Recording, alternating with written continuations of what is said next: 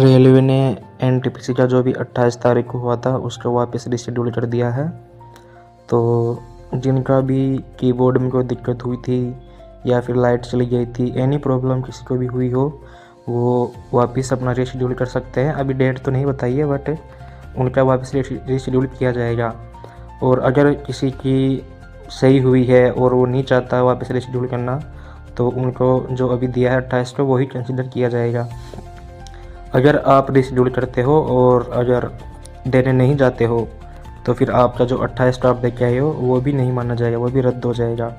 तो रिशेड्यूल करने से पहले थोड़ा ध्यान से देख लेना। अगर आप रिशेड्यूल किए हो तो आपको देने जाना मैंडेटरी है।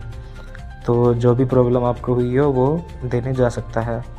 मेरा भी एनटीपीसी का टाइपिंग भोपाल में आया था, तो मैं भी रिशेड्यूल करूँगा क्योंकि थोड़ा सा पैसेज रह गया था मेरा भी। 1500 मैंने 1568-70 के आसपास की थी।